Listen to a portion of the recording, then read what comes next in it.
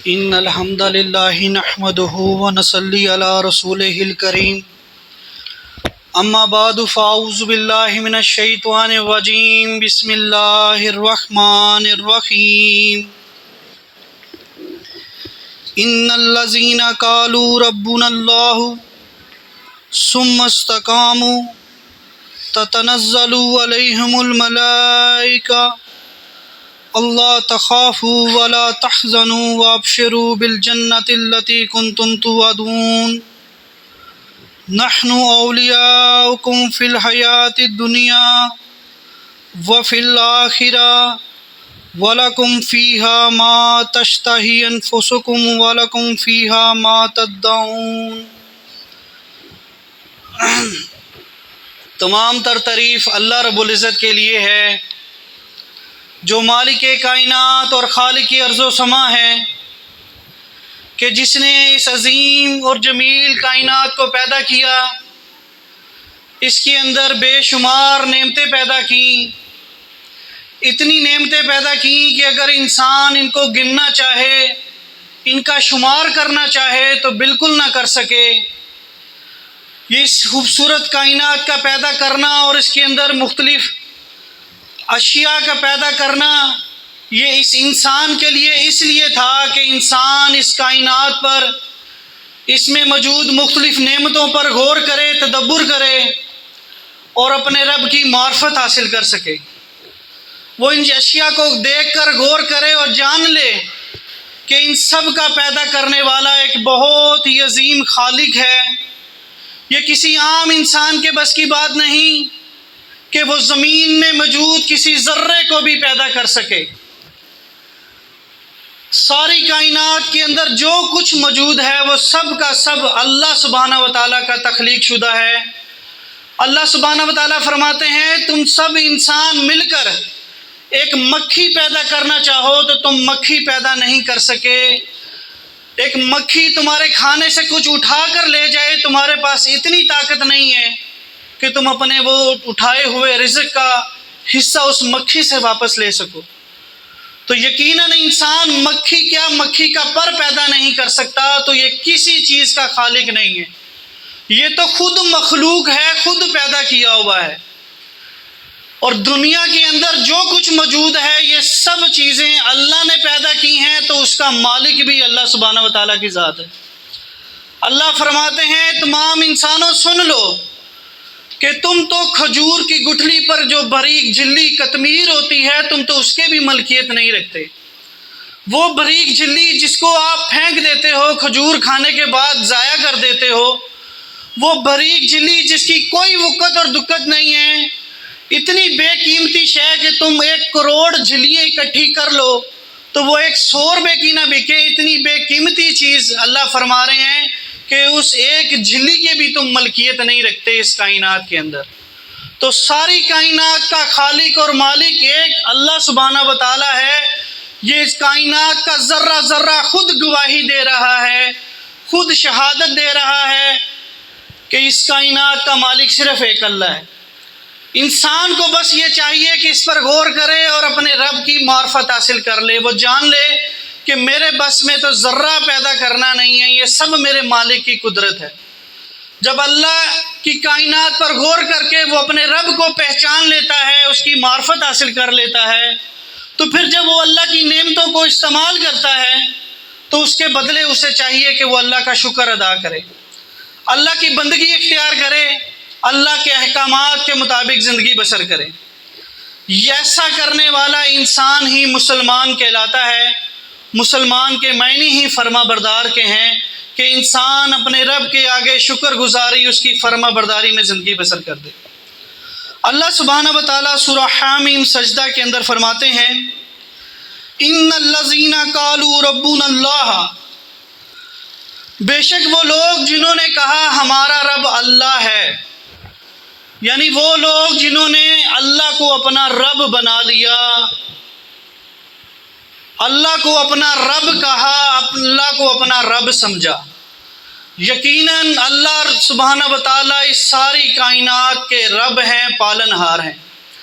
اللہ سبحانہ و تعالیٰ سورہ فاتحہ میں فرماتے ہیں الحمد للہ رب العالمین تمام تر تعریف اس اللہ کے لیے ہے جو رب العالمین ہے، تمام جہانوں کا رب ہے۔ اللہ سبحانہ و تعالیٰ سورہ الناس میں فرماتے ہیں قل اعوذ برب الناس، اے نبی صلی اللہ علیہ وآلہ وسلم آپ کہہ دیجئے میں پناہ مانگتا ہوں رب الناس جو تمام انسانوں کا رب ہے۔ قل اعوذ برب الفلق، میں پناہ مانگتا ہوں اس رب کی جو فلک کا رب ہے، یعنی کائنات کے اندر جو چیز موجود ہے اللہ سبحانہ و تعالیٰ ان سب کا رب ہے۔ رب اللہ سبحانہ و تعالیٰ کی ایک ایسی صفت ہے جو کہ بہت ہی وسیع معنی رکھتی ہے۔ رب قرآن مجید کے اندر تقریباً 968 مرتبہ 968 مرتبہ اللہ سبحانہ و تعالیٰ نے لفظ آیا ہے۔ کہاں رب کہا گیا، کہاں ربنا کہا گیا، کہاں رب کی جمع ارباب کہا گیا۔ رب کا معنی مالک بھی ہے، رب کا معنی پالنہار بھی ہے، پروردگار بھی ہے۔ رب کا معنی تمہاری تمام ضرورتوں کو پورا کرنے والا بھی ہے۔ رب کا معنی انسان، حیوان، وہ تمام جاندار کو زندہ رکھنے والا، ان کی نشو نما کرنے والا بھی ہے۔ جیسے ہم کہتے ہیں کہ والدین اپنے اولاد کی نشو نما کرتے ہیں، ان کی پرورش کرتے ہیں، تو اس پرورش کرنے میں صرف والدین اپنی اولاد کو صرف کھانا نہیں کھلاتے، وہ ان کو کھانا پینا بھی کھلاتے ہیں، ان کی ضروریات کے اندر ان کو کپڑے بھی فراہم کرتے ہیں، انہیں رہنے کے لیے گھر بھی فراہم کرتے ہیں، ان کی تعلیم و تربیت کے لیے علم بھی دیتے ہیں، ان کے مستقبل کی بھی فکر کرتے ہیں، اگر کہیں بیمار ہو جائیں تو ان کا علاج بھی کرواتے ہیں، ان کی کوئی بھی ضرورت، کوئی بھی مشکل ہو، والدین اس مشکل، اس کی مصیبت میں ان کے مددگار اور معاون ہوتے ہیں۔ یہ سارا کام ایک والدین کرتے ہیں تو ایک بچہ پروان چڑھتا ہے، پرورش پاتا ہے۔ تو اسی طریقے سے اللہ رب العزت کائنات کا مالک دنیا میں موجود ہر شے، چاہے وہ کوئی بھی جاندار ہے، چاہے وہ یہ انسان ہے، اس کا پالن ہار ہے۔ وہ اس کو روزی بھی دیتا ہے، وہ اس کو صحت بھی دیتا ہے، وہ اس کو صحت تندرستی بھی دیتا ہے، وہ اس کے مال میں اضافہ بھی کرتا ہے۔ اس کی جتنی مشکلات ہیں ان سب کو دور کرنے والی ذات اگر کوئی ہے تو وہ کون ہے؟ اللہ سبحانہ و تعالیٰ کی ذات ہے۔ اسی کو ہی رب کہا گیا کہ ہمارا رب کون ہے؟ اللہ سبحانہ و تعالیٰ۔ یعنی پہلا کام جو ہم نے کرنا ہے وہ یہ کرنا ہے کہ اللہ کو اپنا رب مان لینا ہے کہ ہمارا رب کون ہونا چاہیے؟ ایک اللہ ہونا چاہیے۔ کوئی ایسی ہستی رب نہیں ہو سکتی جو خود ضرورتوں کی محتاج ہو، جو خود بیمار ہو جائے، لوگوں کی ضرورت پوری نہ کر سکتی ہو، ایسی کوئی ہستی رب نہیں ہو سکتی۔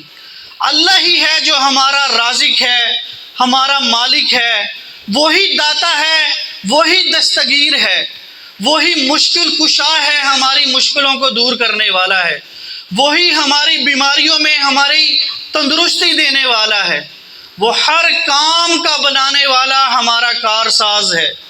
اللہ کے علاوہ کوئی ایسی ہستی نہیں جن کو ہم رب کہیں یا کوئی ایسی امید رکھیں کہ وہ ہمارے رزق پہنچا سکتے ہیں۔ اللہ کے علاوہ کسی کو داتا کہنے کا کوئی حق نہیں ہے کسی کا، کیونکہ وہ خود محتاج ہے۔ وہ انسان، وہ بزرگ جو خود میت ہو چکا ہے، زندہ نہیں ہے، وہ میت جو خود اپنے آپ کو غسل نہ دے سکی، وہ میت جو خود اپنے آپ کو کفن نہ دے سکی، وہ میت جو خود قبرستان میں لحد میں اپنے آپ کو نہ اتار سکی، وہ آج کسی انسان کے داتا دستگیر کیسے بن سکتی ہے؟ لیکن بڑے افسوس کے ساتھ یہ کہنا پڑتا ہے کہ ہمارے کچھ لوگ ایسے ہیں، کچھ ساتھی ایسے ہیں جو نام کے تو مسلمان ہیں لیکن ان کے عقائد ایسے ہیں کہ وہ اللہ کو تو رب نہیں مانتے، نعوذ باللہ، وہ ان ہستیوں کو اپنا داتا اور دستگیر مانتے ہیں۔ وہ سمجھتے ہیں کہ یہ ہماری پکاروں کو سنتے ہیں، ہماری پکار ڈائریکٹ سن لیتے ہیں، اور اللہ کے بارے میں ان کا عقیدہ یہ ہے کہ نعوذ باللہ ہماری اللہ ڈائریکٹ پکار نہیں سنتا۔ اللہ کو پکارنا ہے تو ہمیں کوئی نہ کوئی وزیر، کوئی نہ کوئی مشیر، کوئی نہ کوئی بزرگ ہستی کا وسیلے کی ضرورت ہے۔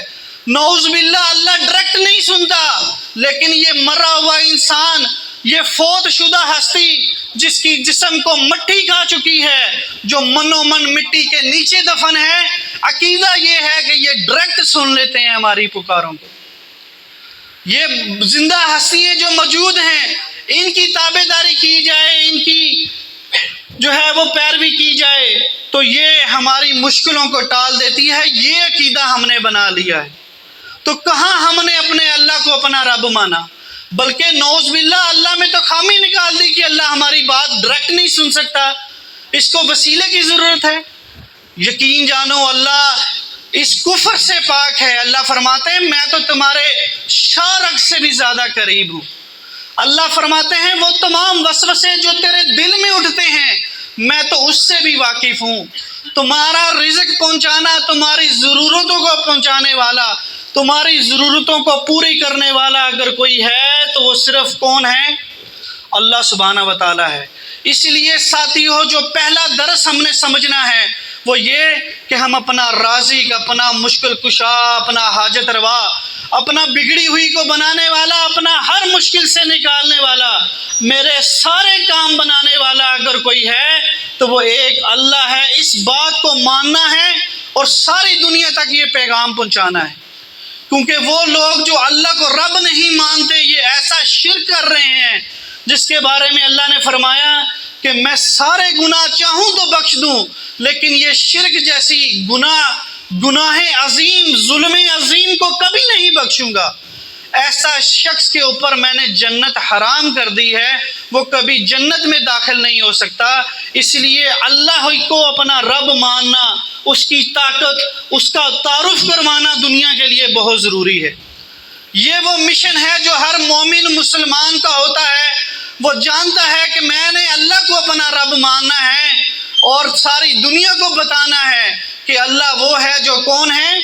رب العالمین ہے، تمام جہانوں کا رب ہے۔ صرف انسان ہی نہیں، وہ تمام جاندار جو بری ہیں یا بحری ہیں، جو خشکی پہ رہتے ہیں یا تری میں رہتے ہیں، ان کو بھی اگر کوئی رزق دے رہا ہے تو وہ کون ہے؟ اللہ سبحانہ و تعالیٰ کی ذات ہے۔ دنیا کے اندر اگر بات کی جائے وہ مخلوقات جو سمندر کے اندر رہتی ہے، جو لاتعداد جن کو گنا نہیں جا سکتا، ان کی بھی کوئی روزی کا بندوبست کر رہا ہے تو وہ اللہ سبحانہ و تعالیٰ کی ذات ہے۔ دنیا کے اندر جو ایک شارک مچھلی پائی جاتی ہے، بہت سی اقسام ہیں، ان میں کچھ اتنی بڑی ہوتی ہیں کہ جن کی لمبائی چوڑائی جو ہے وہ بہت ہی زیادہ ہوتی ہے، وہ ٹنوں ٹن کھانا ایک وقت میں کھاتی ہے۔ ان ٹنوں ٹن کھانا ان کو جو دینے والی ذات ہے وہ کون سی ذات ہے؟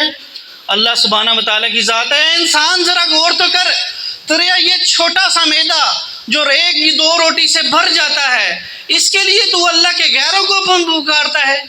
کبھی کسی مچھلی نے بھی اللہ کے علاوہ کسی کو پکارا؟ کسی اپنے رزق کے لیے کسی اور کے در کے اوپر گئی؟ یا کائنات کا کوئی حیوان کسی اللہ کو چھوڑ کر کسی اور کے آگے جھکتا ہو اور اس کی منت کرتا ہو؟ اللہ فرماتے ہیں کائنات کے اندر، آسمان اور زمین میں جو کچھ ہے سب کچھ اللہ کی تسبیح بیان کرتی ہے، اللہ کے حکموں کے مطابق چلتی ہے، اس کی پاکی، اس کی حمد کرتی رہتی ہے۔ یہ حمد ہم بظاہر آنکھوں سے تو نہیں دیکھتے، لیکن وہ ان کا عمل، ان کی ڈیوٹی جو اللہ نے لگائی ہے وہ صبح شام اس ڈیوٹی میں کر رہے ہیں۔ یہ ڈیوٹی بتا رہی ہے کہ وہ اپنے اللہ کو رب مانتے ہیں، اس کے احکامات کے اوپر چل رہے ہیں۔ نہیں چل رہا تو یہ انسان 2 فٹ کا 6 فٹ کا نہیں چل رہا، جو اپنے کھانے کی اتنی فکر کر رہا ہے کہ اللہ سے ہٹ کر اللہ کے غیر پر امیدیں بنائے رکھتا ہے۔ اس لیے کیا کہا؟ ان الذین قالوا ربنا اللہ، بے شک وہ لوگ جو اللہ کو اپنا رب کہتے ہیں۔ اب دوسری اگلی کنڈیشن کیا ہے؟ ثم استقاموا، پھر اس پر ڈٹ بھی جاتے ہیں۔ یقیناً میں اور آپ یہ کہتے ہیں کہ ہمارا رب اللہ ہے، ہمارا داتا، ہمارا مشکل کشا، ہمارا بگڑی ہوئی کو بنانے والا اگر کوئی ہے تو وہ کون ہے؟ اللہ ہے۔ آج ہم نے اپنے گرمانوں میں جان کر یہ دیکھنا ہے ثم استقاموا، اس پر ڈٹے بھی ہوئے ہیں یا نہیں ڈٹے ہوئے؟ کیا ہم نے اللہ کو داتا کہہ کر حقیقی معنوں میں اس پر اعتقاد، اس پر بھروسہ رکھا ہے؟ یا آج بھی ہمارا توکل، ہمارا اعتقاد دنیا کی رنگینیوں میں ہے، دنیا کی مال و زر کے اوپر ہے؟ ہم یہ سوچتے ہیں اللہ کو داتا مانتے ہوئے کہ رات دیر تک دکان کھولی رکھیں گے تو رزق میں اضافہ ہوگا، ادروائز نہیں ہوگا؟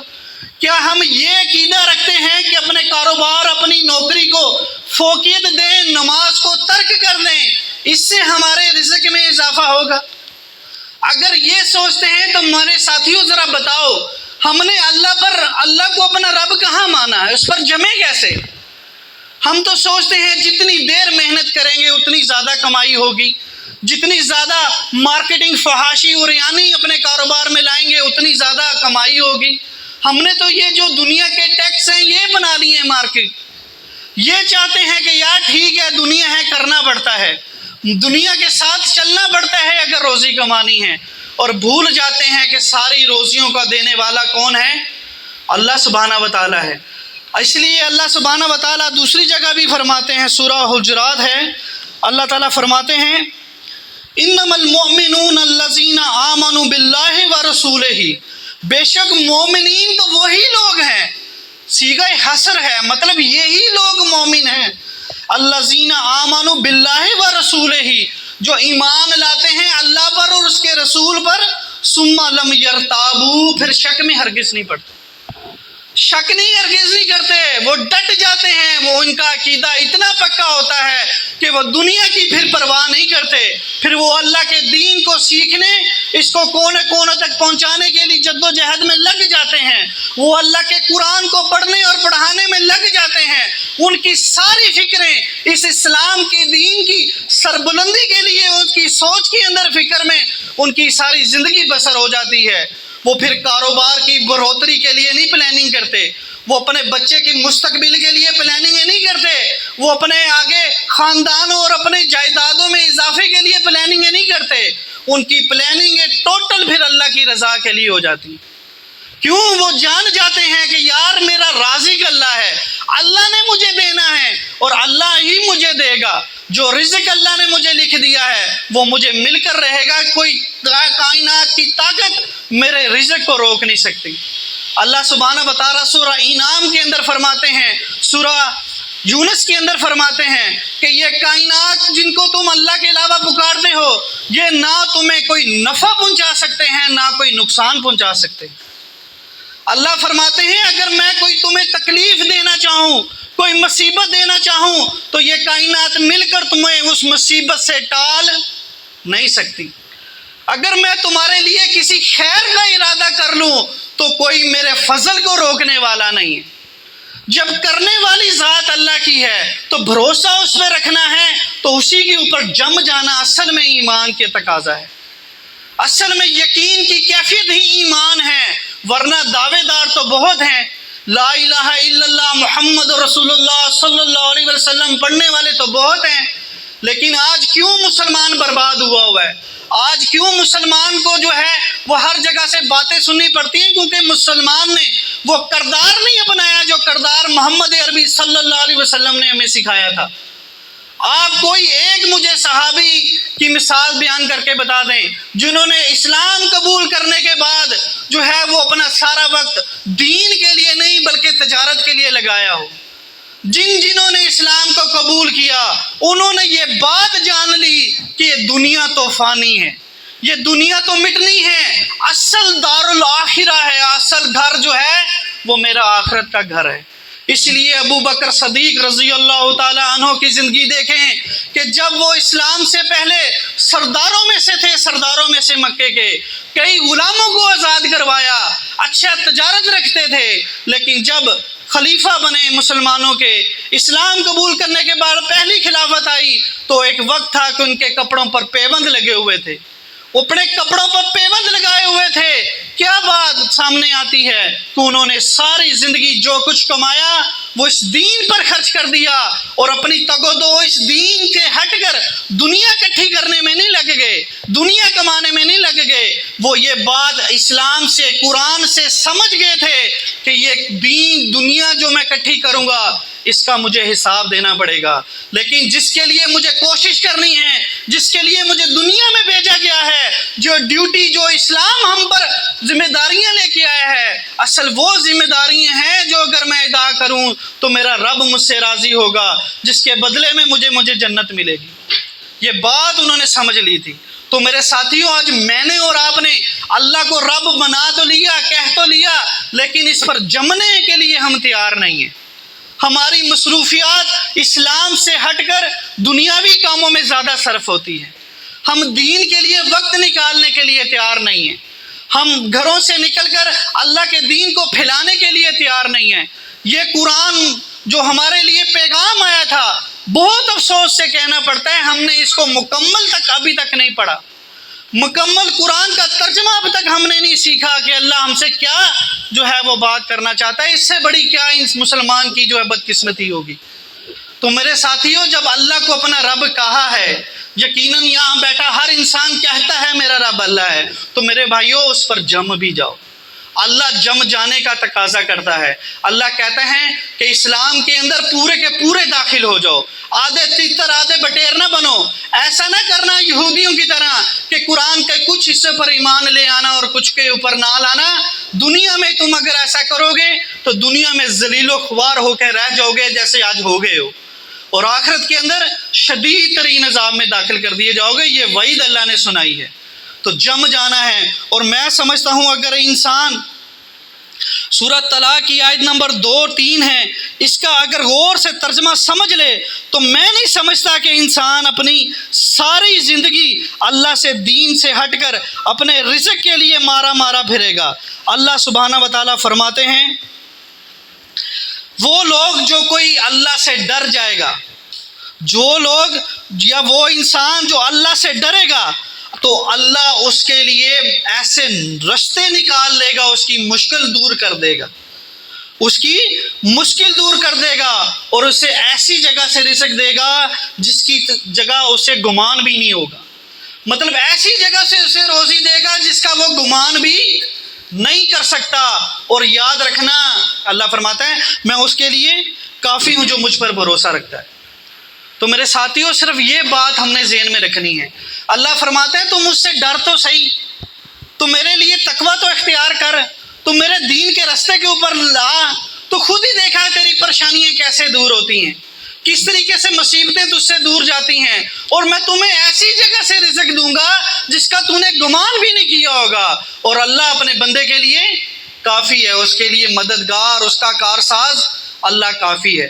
لیکن وہ لوگ، اللہ فرماتا ہے جو میرے ذکر سے اعراض کرتے ہیں، جو میرے ذکر سے اعراض کرتے ہیں، میرے قرآن، میرے بات، میری اس سے دور جاتے ہیں اسلام سے، میں ان کی معیشت تنگ کر دیتا ہوں۔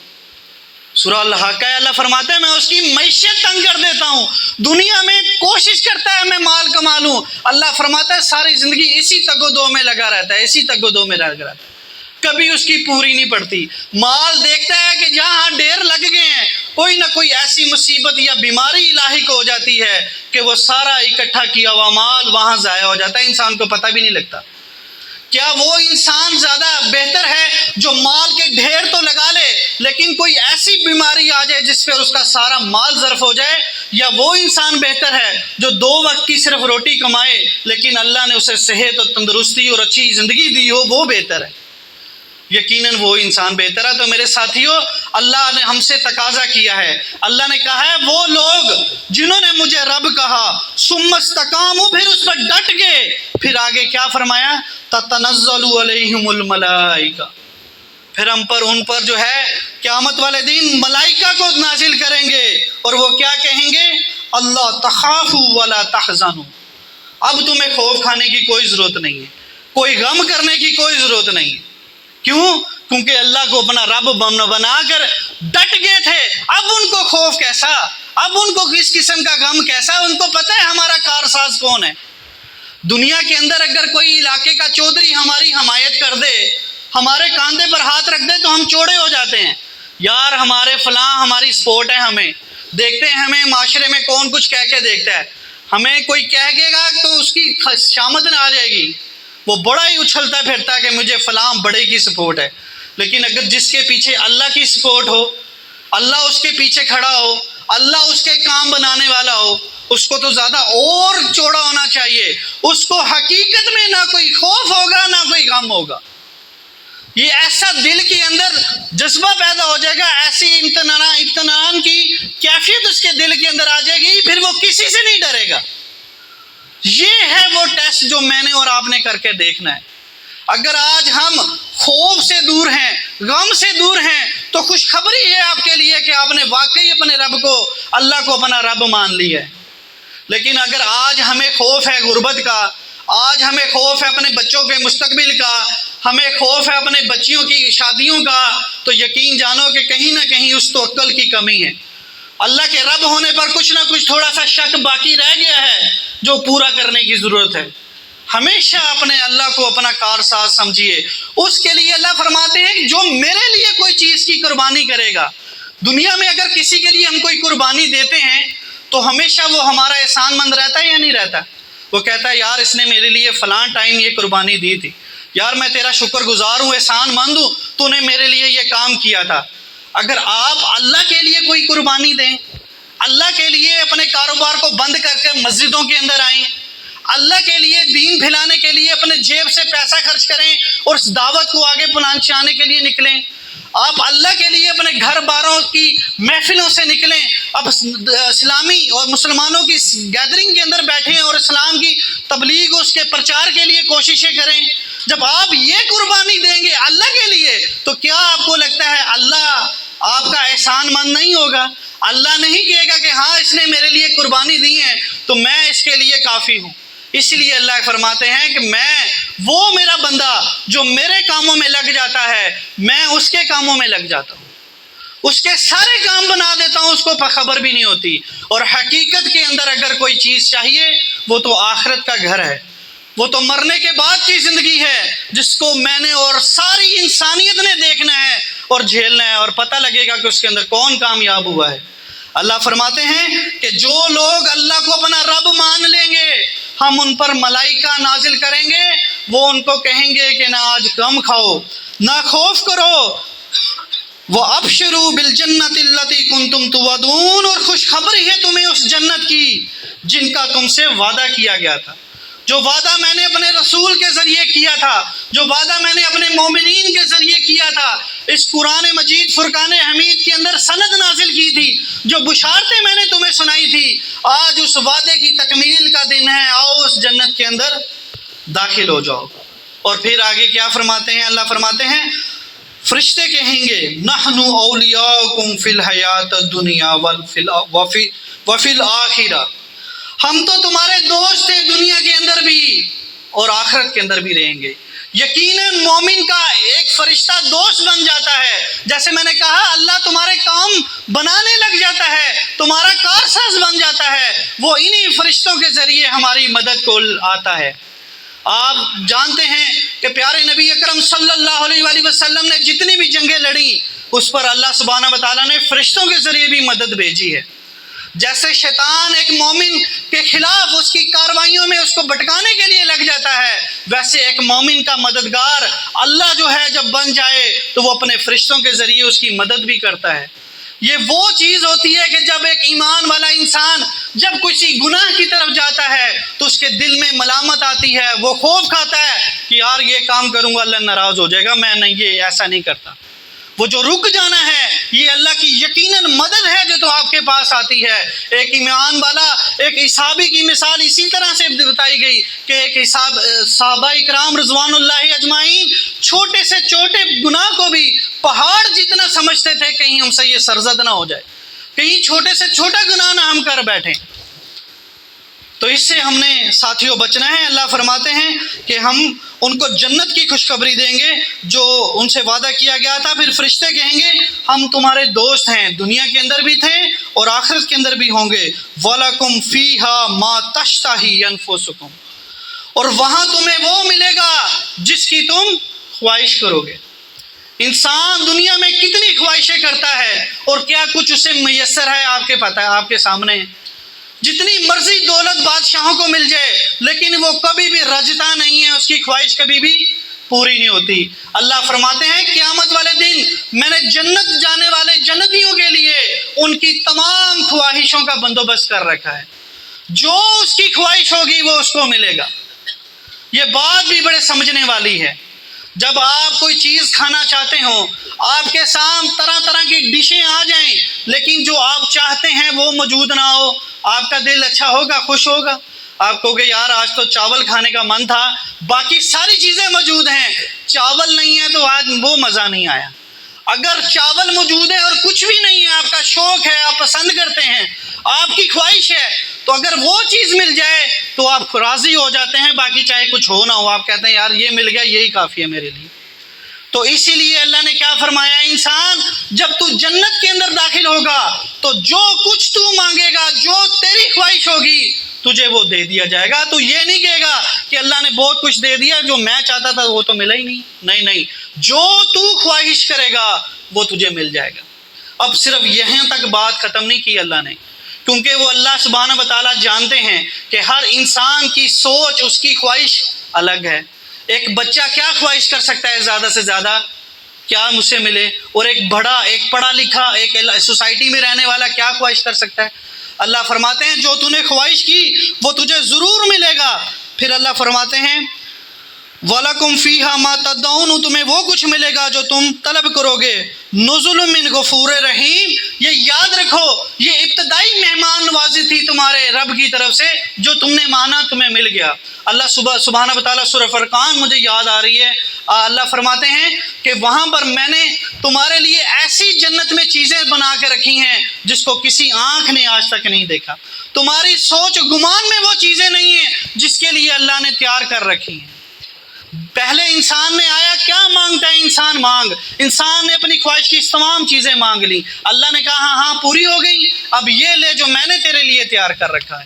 وہ چیز جو تیری زبان پر نہیں آ سکتی تھی، میں سمجھتا ہوں کہ تو اس جگہ کا ہے، میں سمجھتا ہوں تیری ذہنی کیپیسٹی کتنی ہے، میں نے اتنے ہی سوچا ہے جتنا تو نے دیا ہے، تو نے اتنا ہی مانگا ہے، لیکن میں اللہ ہوں، میں غفور ہوں، میں تمام خزانوں کا مالک ہوں، دیکھ میں نے تیرے لیے کیا تیار کر رکھا ہے۔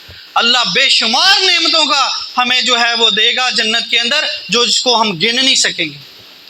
پھر اللہ تعالیٰ فرما رہے ہیں کہ جب کوئی انسان یہ سوچ لیتا ہے، احاطہ کر لیتا ہے، اللہ کو اپنا رب مان لیتا ہے، پختہ یقین ہو جاتا ہے اور جان لیتا ہے کہ جنت میں مجھے یہ وعدے دیے جائیں گے، پھر وہ کیا کرے گا؟ کیا اس کے اندر پھر دنیا کی ہرس باقی ہوگی؟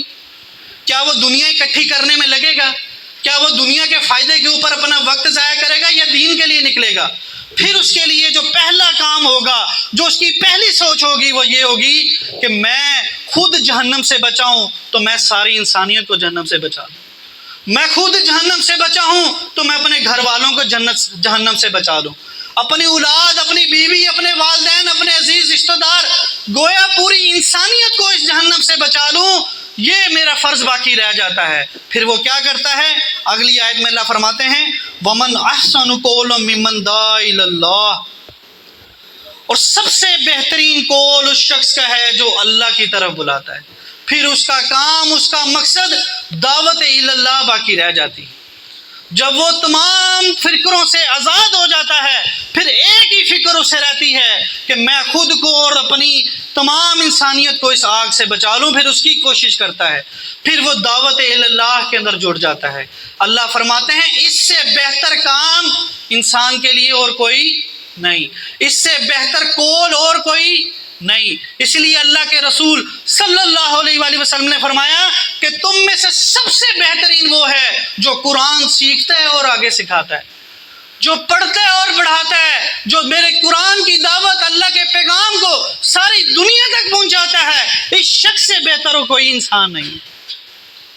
تو میرے بھائیوں، اگلا کام جو ہم نے کرنا ہے وہ دعوت الی اللہ ہے، قرآن پڑھنا ہے اور آگے لوگوں تک پہنچانا ہے۔ یہ دعوت الی اللہ تمام لوگوں تک پہنچانی ہے۔ تمام انبیاء کرام کا جو مشن تھا وہ یہی مشن تھا کہ جو اسلام، جو وحی ان پر نازل کی گئی وہ آگے دنیا تک پہنچا دے۔ انہوں نے دن رات ایک کر دیا، صبح و شام ان تک جو ہے وہ دعوت پہنچائی۔ ساری زندگی چاہے مصیبتیں آئیں، چاہے لوگوں نے برا بلا کہا، کسی نے مجنون کہا، کسی نے پاگل کہا، کسی نے دیوانہ کہا، کہاں طائف میں پتھر پڑے، سب کچھ برداشت کیا، لیکن اس دینی دعوت کو نہیں پیچھے ہٹایا۔ اس دینی دعوت کو آگے کونے کونے تک پہنچایا، جس کے مرہون منت آج میں اور آپ مسلمان کہلاتے ہیں، ان کی سنتوں سے مستفید ہوتے ہیں، ان کی اسوہ حسنہ سے مستفید ہوتے ہیں۔ ہمارے پیارے نبی اکرم صلی اللہ علیہ وسلم کی زندگی میں ہمارے لیے بہترین نمونہ ہے۔ اللہ فرماتے ہیں کہ جو انسان یہ کہتا ہے کہ میں اللہ سے محبت کرتا ہوں، تو اللہ فرماتے ہیں فَاتَّبِعُونِی، تو پھر اے نبی آپ فرما دو میری پیروی کرنا شروع کر دے، یحببکم اللہ، اللہ بھی تم سے محبت کرنا شروع کر دیں گے۔ اگر تم اللہ سے محبت کے دعوے دار ہو تو رسول کی پیروی شروع کر دو، ان کے احکامات، ان کی طور طریقے جو انہوں نے سنت کے طور پر، طریقے کے طور پر چھوڑے ہیں، وہ تمام اعمال اسی طریقے سے کرو جو قرآن میں بطور حکم ہم پر نازل ہوا ہے۔ ان تمام حکموں کو اپنے نبی کی سنت میں تلاش کرتے ہوئے اس کی پیروی شروع کر دو۔ جب یہ کام شروع کر دو گے انشاءاللہ اللہ بھی تم سے محبت کرنا شروع کر دیں گے۔ اس لیے یہ دعوت جو بہت ہی اہم ہے انسانوں کے لیے، اس کی پرچار کرنا شروع کر دو میرے ساتھیوں۔ اس کا بہترین ذریعہ آج جو ہمارے پاس آیا ہے کہ ہم، اللہ کے رسول نے فرمایا کہ اگر تمہیں ایک آیت بھی آتی ہے تو ایک آیت بھی آگے پہنچاؤ۔ یہ بہانہ نہ لگاؤ کہ مجھے علم نہیں ہے، میرے پاس نالج نہیں ہے، میں عربی نہیں پڑھا ہوا، میں قرآن نہیں جانتا۔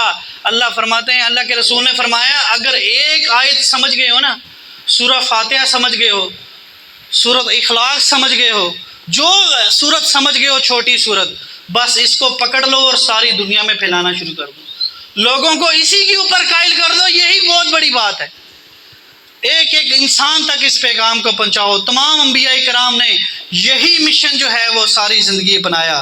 پھر آگے فرماتے ہیں اللہ سبحانہ و تعالی وَمَنْ أَحْسَنُ قَوْلًا مِّمَّنْ دَعَا إِلَى اللَّهِ وَعَمِلَ صَالِحًا، جب دعوت اللہ کرنی ہے وَعَمِلَ صَالِحًا تو پھر اچھے اعمال بھی کرنے۔ ایسا نہیں ہے کہ لوگوں کو دین کی طرف دعوت دیں اور خود اس کے اوپر عمل نہ کریں، ایسے کام نہ کریں۔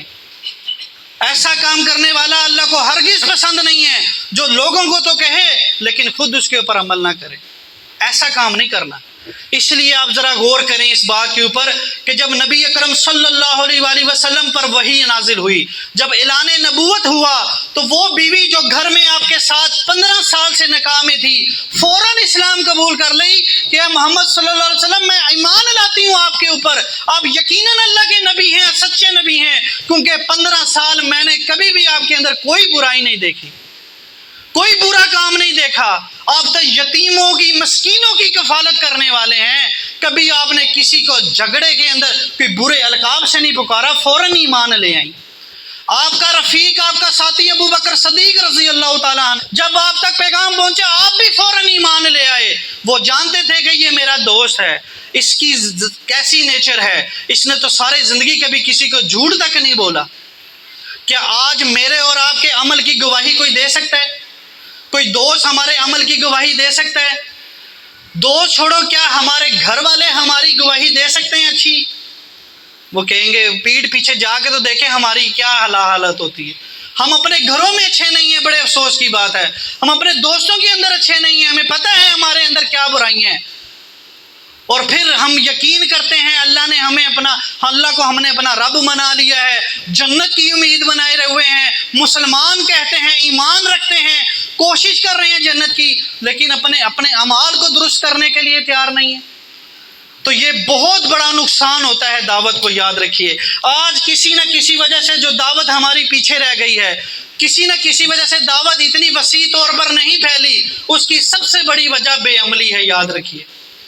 ہم کہتے تو ہیں ہم مسلمان ہیں، ہم کہتے تو ہیں ہم اللہ کے ماننے والے ہیں، لیکن جب کوئی انسان ہماری شخصیت کو دیکھتا ہے نا تو وہ دیکھ لیتا ہے کہ یار یہ بڑی باتیں کرتا تھا، یہ تو 5 وقت کی نماز بھی نہیں پڑھتا، یہ تو اللہ کی جو صلاح جس پر ہم پر فرض کر دیا گیا ہے یہ تو وہ وہی ادا کرنے کے لیے تیار نہیں ہے، اللہ کے آگے نہیں جھکتا، تو یہ کیسے لوگوں کو تبلیغ کر سکتا ہے؟ یہ انسان تو بے ایمان ہے، فراڈیا ہے، دھوکے باز ہے، ملاوٹ کرتا ہے، اس کے اندر یہ برائی ہے، فلاں برائی ہے۔ جب وہ ہماری برائیوں کو دیکھتا ہے تو یقیناً جانیے جو کچھ بھی ہم نے اس پہ بیان کیا ہوتا ہے وہ سارا رائے گاہ جانتا ہے، وہ ہماری کردار کشی کرنے تیار ہو جاتے ہیں۔ اس لیے نبی کریم صلی اللہ علیہ وسلم کی زندگی کو اللہ نے موت ذاتی طور پر بے عیب رکھا، بے گناہ رکھا، کہ کوئی عیب نہ ان کے اوپر آئے۔ نبوت سے پہلے، نبوت کے بعد لاکھوں کی تعداد میں صحابہ کرام آپ کے ساتھ رہے، جنہوں نے صبح شام آپ کو آبزرو کیا، جنہوں نے آپ کی ایک ایک عمل کو نوٹ کیا، آپ کے کھانا، آپ کا پہناوا، آپ کا اٹھنا، آپ کا جانا، ایک ایک چیز سے واقف تھے۔ انہوں نے گواہی دی کہ واقعی آپ جو ہیں وہ ایک سچے ہیں، صادق ہیں، امین ہیں، رحمت للعالمین ہیں، تمام انسانیت کے لیے رحمت ہے۔ ہم نے کبھی کسی دوسرے انسان کو برے بول دے بنوتے نہیں دیکھا، ہمیں کسی دوسرے انسان کا گریبان پکڑتے ہوئے آپ کو نہیں دیکھا، کسی دوسرے انسان کا دل دکھاتے ہوئے ہم نے نہیں آپ کو دیکھا۔ اللہ تعالیٰ فرماتے ہیں بے شک ہم نے آپ کو بہت ہی اعلیٰ اخلاق سے نوازا ہے، ہم نے بہت ہی اعلیٰ اخلاق تھے پیارے نبی کریم صلی اللہ علیہ وسلم کے، تو اسی کی پیروی کرنی ہے میرے ساتھیوں۔ پھر آگے اللہ فرماتے ہیں وَعَمِلَ صَالِحًا، نیک اعمال کرنے ہیں، وَقَالَ إِنَّنِي مِنَ الْمُسْلِمِينَ، اور خود کو مسلمان کہنا ہے۔ خود کے اندر کوئی بڑائی نہیں لے آنی کہ میں دعوت کرتا ہوں، میں بڑا نیک ہوں تو میرے لیے کوئی چودھری ہونا چاہیے، میری کوئی عزت ہونی چاہیے، میرے باڈی گارڈ ہونے چاہیے، میں بیٹھوں گا تو تخت کے اوپر بیٹھوں گا۔ آپ سب دعوت نہیں دیتے، میدان میں دور ہیں تو آپ زمین پہ بیٹھیں گے، میں تخت پہ بیٹھوں گا، دو چار لوگ ہوں گے جو میرے پاؤں دبائیں گے، میری جو ہے وہ پانی کریں گے، نہیں ایسا نہیں کرنا۔ اور آپ صلی اللہ علیہ وسلم کا انداز یہ تھا کہ آپ اگر اپنے ساتھیوں سے بیٹھے ہوتے تو کوئی پہچان نہیں سکتا تھا کہ آپ میں سے رسول کون ہے۔ آ کے لوگ پوچھتے تھے کہ اللہ کے نبی کون ہے، جنہوں نے نہیں دیکھا ہوتا تھا۔ اتنے گل مل گئے ہوئے تھے، اتنے گل مل جاتے تھے۔ کسی کو چھوٹا کسی کو بڑا بنانے کی تربیت میرے اللہ کے رسول نے نہیں دی، بلکہ فرمایا کہ تم میں سے نہ کوئی کالے کو گورے پہ کوئی فوقیت حاصل ہے، نہ کسی گورے کو کالے پر، نہ کسی عربی کو اجمی پر، نہ کسی اجمی کو عربی پر، کوئی فوقیت حاصل نہیں ہے۔ تمہارے کوئی فوقیت حاصل رکھتا ہے تو وہ تقوی کی بنیاد پر ہے، وہ جو اللہ سے زیادہ ڈرنے والا ہے، جو تم میں سے زیادہ نیکوکار ہے، اسی کی فوقیت ہے۔ اللہ کے قریب وہی ہے سب سے زیادہ، وہی قابل احترام ہے بس۔ تو میرے ساتھیوں، خود کو کسی دعوے میں نہیں لے آنا یہ کام کر کے۔ اور دوسری پوائنٹ کیا ہے؟ مسلمین، خود کو فرما بردار کہنا ہے، خود کو کسی فرقے کسی جماعت سے تعلق نہیں رکھنا، خود کو کسی جماعت کا علمدار نہیں کہنا میں فلاں جماعت سے ہوں، میرا فلاں فرقہ ہے، نہیں، اللہ نے فرقہ بازی کو حرام قرار دیا ہے۔ اللہ نے کہا ہے فرقے نہ ہو جانا، دیکھنا ان لوگوں جیسے نہ ہو جانا جنہوں نے دین کے ٹکڑے ٹکڑے کر دیے، اور ہر کوئی دین کے کچھ حصے کو لے کر خوش ہے، جو کچھ اس کے پاس ہے کہتا ہے میں اس میں راضی ہوں، نہیں ان جیسے نہ ہو جانا جنہوں نے دین کے ٹکڑے ٹکڑے کر دیے۔ اور خود کو مسلمان کے علاوہ کسی اور نام سے نہ پکارنا، کیونکہ اللہ سبحانہ و تعالیٰ نے تمہارا نام مسلمان رکھا ہے، مسلمان رکھا ہے تمہارا نام، اور کوئی نام نہیں ہے۔ سورہ حج آیت نمبر 78 میں اللہ فرماتے ہیں هُوَ سَمَّاكُمُ الْمُسْلِمِينَ مِن قَبْلُ وَفِي هَٰذَا، ہم نے تمہارا نام مسلمین رکھا ہے اس سے پہلی امتوں میں بھی اور اب بھی۔ جو لوگ اللہ کے فرما بردار ہوتے ہیں، جو لوگ اللہ کے احکامات پر چلنے والے ہوتے ہیں، ان کا صرف ایک ہی نام ہے مسلمان، مسلم، فرما بردار۔ وہ اللہ کے مسلم ہیں، اللہ کے فرما بردار ہیں، اور اس کی کوئی پہچان، کوئی ذاتی اناد، کوئی الگ جھنڈا، کوئی الگ جماعت، کوئی الگ جو ہے وہ پگڑی نہیں ہوتی، وہ سب خود کو مسلمان کہلاتے ہیں۔ تو میرے ساتھیوں یاد رکھیے، ہم نے خود کو مسلمان کہلوانا ہے اور کچھ نہیں کہلوانا۔ پھر آگے اللہ تعالیٰ فرماتے ہیں ایک بہت ہی اہم اللہ تعالیٰ نے بات کہی، اللہ فرماتے ہیں یاد رکھو کبھی بھی کوئی بھلائی برائی کے برابر نہیں ہو سکتی، کبھی بھی کوئی نیکی گناہ کے مقابلے میں نہیں آ سکتی، اچھائی کے برائی کے برابر نہیں ہو سکتی، نیکی بدی کے برابر نہیں ہو سکتی۔ کتنا یونیورسل ٹروتھ ہے یہ، ہر بات میں اور انسان آپ جانتے ہیں، یہ ہر انسان یہ بات جانتا ہے کہ اچھائی اور برائی برابر نہیں ہے۔ اللہ نے فرمایا ہے کہ جب تم کسی دوسرے کو دین کی دعوت دو گے تو تمہیں چاہیے کہ احسن طریقے کے ساتھ دینا، کسی کے ساتھ جھگڑا نہیں کرنا، اچھے طریقے سے دعوت دینا، اس کے مقابلے میں وہ تمہیں نقصان پہنچائیں، تکلیف پہنچائیں، برا کہیں، بلا کہیں، تمہیں کفر کے فتوے لگائیں، یاد رکھنا تمہیں برابری کوئی جواب نہیں دینا، اینٹ کا جواب پتھر سے نہیں دینا۔ تم نے برابر نہیں کرنی. برائی اچھائی کبھی برائی کے برابر نہیں ہو سکتی. جب تم ایسا کرو گے کہ جب تم نیکی کی دعوت دو گے، بلائی کی طرف بلاؤ گے، لوگ تمہارے گریبان پکڑیں گے، تمہیں تھپڑ ماریں گے، تمہیں کفر کے فتوے لگائیں گے، لیکن تم دین کی دعوت دیتے جاؤ گے، اچھائی کی طرف بلاتے جاؤ گے، تو ایک وقت ایسا آئے گا کہ تم دیکھو گے کہ وہ جو تمہارا دشمن تھا وہ تمہارا دلی دوست بن جائے گا. وہ تمہارا دلی دوست بن جائے گا. وہ کہے گا یار اس انسان کو کیا ہوا ہے، میں نے تو اتنا کچھ اس کے اوپر ظلم کیا، اتنا کچھ اسے کہا، اس کی عزت تک اچھال دی، معاشرے میں اس کو گندا کیا، ہر بندے کی اس کی برائی کی، آج یہ پھر بھی میرا خیر ہوا ہے، پھر بھی مجھے کہتا ہے کہ یار یہ جھوٹ بولنا بری بات ہے، یا آج پھر بھی کہتا ہے کہ اللہ کے رسول کی اتباع کرنی چاہیے، آج پھر مجھے اللہ کے دین کی طرف دعوت دے رہا ہے، مجھے پیچھے بھاگ کے آتا ہے کہ میں جہنم کی آگ سے بچ جاؤں. یقیناً یہ میرا خیر ہوا ہے. وہ آپ دیکھو گے کہ وہ آپ کا سب سے بہترین دوست بن جائے گا. یہی وہ چیز تھی جو صحابہ کرام نے کر کے دکھائی. لوگوں نے کیا کچھ نہیں کہا، تپتے انگاروں پہ لٹا دیا گیا، آپ کی کھالیں جو ہیں وہ دھیر دی گئی، لیکن کبھی بھی ایک بھی صحابی نے پلٹ کر کسی کو تھپڑ نہیں مارا. پوری تاریخ اٹھا کے دیکھ سکتے ہیں. سب نے برداشت کیا. جب تک ریاست مدینہ قائم نہیں ہوئی، جنگ طاقت اور قوت نہیں آئی، جنگ نہیں کی، تب تک جب بھی کوئی دعوت دی تو اس کے مقابلے میں کبھی ہاتھ نہیں اٹھایا، بلکہ ان کی ساری باتوں کو قبول کیا.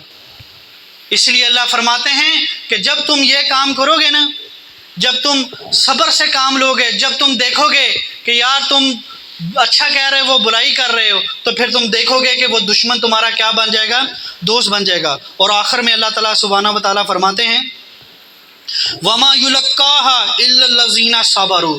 یہ کام صرف وہی لوگ کریں گے إِلَّا الَّذِينَ صَبَرُوا، جو صبر سے کام رکھیں گے، جو کسی کے اشتعال میں دینے سے، کسی کو غصہ دلوانے سے غصے میں نہیں آ جائیں گے، وہ ہمیشہ صبر سے کام لیں گے.